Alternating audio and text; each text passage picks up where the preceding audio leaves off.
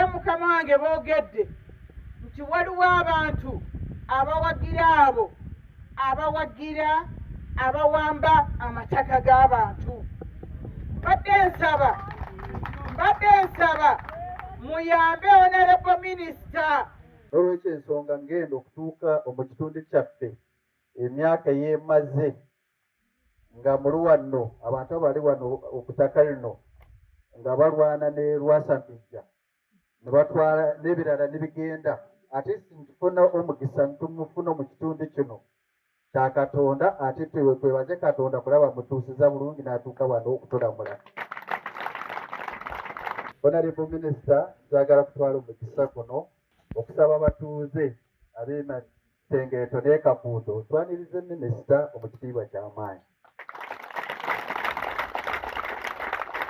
Kubanga Honorable Minister abeera bize nnyo kubanga ekyo twagamba omuntu bwembanyi n'ettaka lyange nga njagala kuopeninga boundaries nga tewaliwo nkaayana I don't need even to go to police or to RDC kubanga oba omanyi ettaka lyo tewaliwo nkaayana ba neighbors babeerawo naye bw'olaba nga bazza mu ofiisi zaffe naye agala kuopeninga boundary n'omubuuza ettaka liwa chairman omumanyi ow'ekitundu tamumanyi ettaka mumanyi oli bangambye lwewali kakati ng'oyonze mukkiriza abafeere bajje wano batawanya abantu baffe tusobola ng'olukiiko.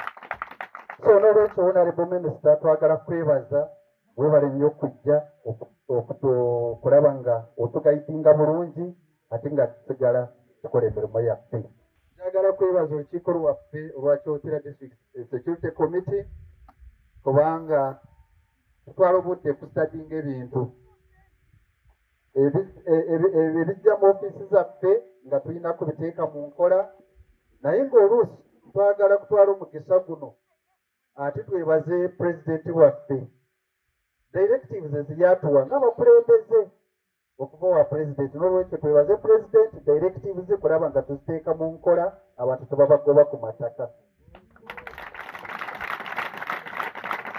kubanga pulezidenti bw'aba nga ayina Honorable Minister weetira ku ground waliwo system n'atulagira ekyokukola tusuubira waliwo omuntu oyinza kubeerawo n'embalaga ng'okubanga omanyi gunangu nedda tulina okukola nga directions za pulezidenti bwe yatulagira ate n'atugayidinga bulungi. Honorable Minister, sina bingi empapula bazikuwadde wabula mbadde ngenda kusaba mukama wange Meja Martha ajje naye wano ayogere naye ensonga za wano tukusaba nga bw'olaba documents there are many issues bano batono wano waliwo abavudde Kasoga one of the parishes. Minisita akola mu ggwanga lyonna naye nammwe mulina okwekolamu omulimu we muwulira ne mumuweereza amawulire amatuufu. Era mukama wange boogedde nti waliwo abantu abawagira abo abawagira abawamba amataka g'abantu. Mbadde nsaba muyambe Honorable Minister newakubadde tannajja wano mumutegeeze agende okujja amale ebbanga ttono ng'abasomesa ng'agonjoola ensonga yammwe kuba si mmwe mweka abaagala minisita ono abayambe.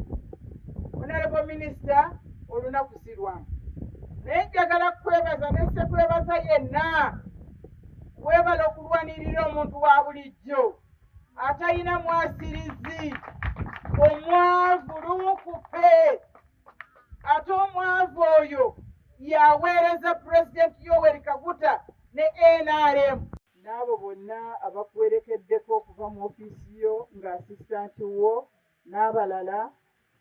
Mukama wange Honorable Minister, abo bonna b'otambudde nabo akiikiridde ssentebe wa LC5 e Kakuuto, chairman LC1, chairman LC3, abataka w'emuli tubalamusizza.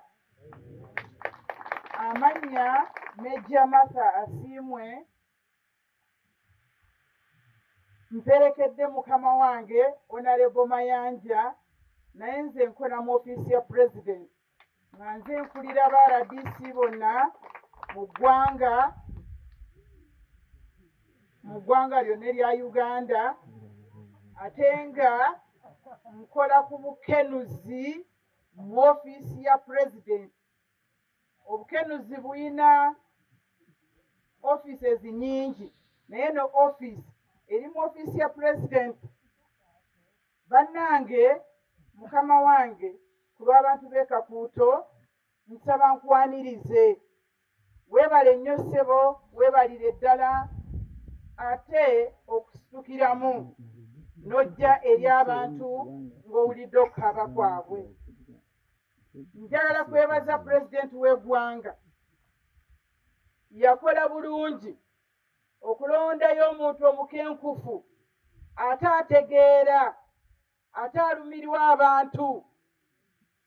Kuba buli wamu gy'olaze oluusi tusisinkanye nga nze ngenze kukola mirala naawe oli kulwanirira abantu abatalina mwasirizi. Ssebo mukama wange neeyanzizza neeyanzeege. Mukama wange sipiika agambye nti obayambe era kye basaba. Nange nsaba sipiika n'olukiiko lwo lwonna n'abantu b'e Kakuuto ng'egombolola ne Uganda yonna, namwe muyambe Honorable Minister asinziire okwo, namwe abayambe. Kuba e Buganda wano tulina olugero nti lubaala embeera n'embiro nga kwotadde.